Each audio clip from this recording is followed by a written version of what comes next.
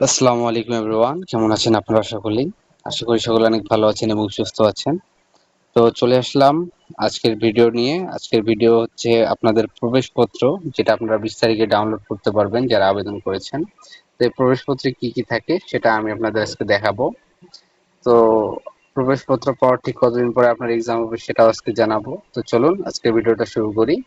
তো প্রথমেই দেখতে পাচ্ছেন গণপ্রজাতন্ত্রী বাংলাদেশ সরকার নৌপরিবহন অধিদপ্তর থেকে এটা প্রকাশিত হয়েছিল। সমন্বিত নাবিক রেডিং ভর্তি পরীক্ষা 2025 গ্রীষ্মকালীন সেশন। তো দেখতে পাচ্ছেন এটা ছিল আমার প্রবেশপত্র। তো প্রবেশপত্রে সবার আগেই দেওয়া রয়েছে আমার রোল নাম্বার। আমার রোল নাম্বার ছিল 12,337। তারপর আমার নাম, বাবার নাম, মায়ের নাম এটা দেওয়া ছিল। এরপরে যেটা দেওয়া ছিল সেটা হচ্ছে এক্সাম টাইম অ্যান্ড ডেট। সেটা হচ্ছে 9 আগস্ট 2025 সকাল 11টায় এবং এটা শেষ হয়েছিল 12:30টায়। তো বুঝতে পারছেন এক্সামের টাইম খুব শর্ট ছিল এবং পরীক্ষার কেন্দ্রে প্রবেশপত্রের শেষ মানে প্রবেশের শেষ সময় দেওয়া ছিল সকাল 9:45। অর্থাৎ সকাল 9:45-এ মানে পরীক্ষা কেন্দ্রে যেতে হয়েছিল। আমার সেন্টার ছিল হচ্ছে Agargaon Taltala government colony high school and college, যেটা হচ্ছে ঢাকা আগারগাঁওতে। আর আমি প্রবেশপত্র ডাউনলোড করেছিলাম যেদিন পাবলিশড হয়েছিল তার ঠিক একদিন পরে।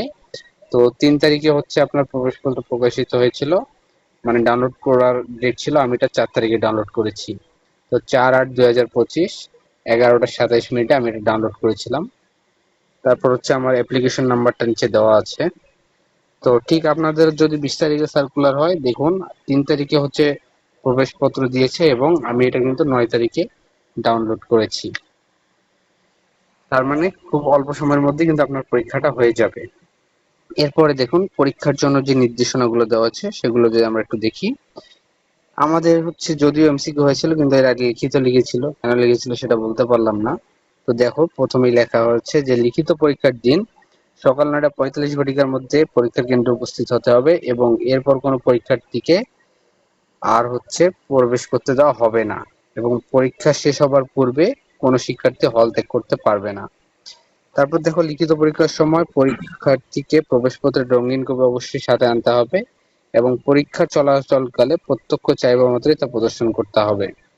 3 নম্বরে বলা হয়েছিল শুধুমাত্র সাধারণ ক্যালকুলেটর ব্যবহার করা যাবে, অর্থাৎ তোমরা পরীক্ষায় শুধুমাত্র সাধারণ ক্যালকুলেটরটি ব্যবহার করতে পারবে।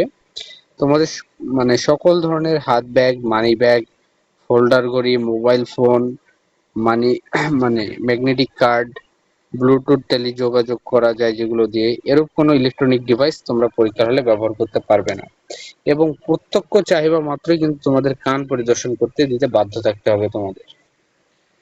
তারপর উত্তরপত্রে সকল লেখা কালো কালির বল পয়েন্টের কলম দ্বারা ব্যবহার করতে হবে, তোমাদেরকে ব্যবহার করে লিখতে হবে। তো এটা যেহেতু এমসিকিউর জন্য তোমাদের এটা হয়তোবা নাও দিতে পারে, তবে তোমাদের বল পয়েন্ট দিয়ে লিখতে হবে খাতায়। তারপর তোমরা যে পরীক্ষাটা অংশগ্রহণ করবে এর জন্য কোনো টিএ বা ডিএ কিন্তু তারা প্রদান করবে না। তারপর 6 নম্বর দেওয়া হয়েছে মৌখিক পরীক্ষা এবং অন্যান্য পরীক্ষার সময়, স্থান এবং ফলাফল তোমাদের যে মোবাইল নাম্বার দিবে আবেদনের সময় সেই মোবাইলে মেসেজের মাধ্যমে জানাবে অথবা www.gov.bd এই ওয়েবসাইটে প্রকাশ করা হবে। আর গ্রুপ ভিত্তিক মৌখিক পরীক্ষা কিন্তু তার পরের দিনই হয়। দেখো আমাদের হচ্ছে 10/8/2025 যেহেতু তোমাদের লিখিত পরীক্ষা সেহেতু তারা হয়তো বা কয়েকদিন সময় নিয়ে তোমাদের এটা ডেটটা জানিয়ে দিবে।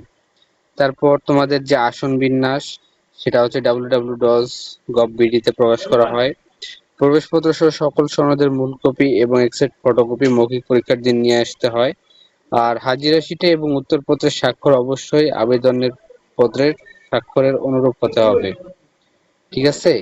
এবং তোমাদের যে ছবিটা তুলবা, এখানে যে আমার ছবি দেখতে পাচ্ছ, যদিও এটা দেখতে কেমন দেখাচ্ছে, তবে এই ধরনের ছবি কিন্তু তোমাদের উঠবে এবং এই ছবিটা তোমাদের হচ্ছে এআই ফেস ভেরিফিকেশন এর মাধ্যমে যাচাই করা হবে, যাতে কোনো জাল প্রার্থী তোমার এগেনস্টে পরীক্ষা দিতে না পারে।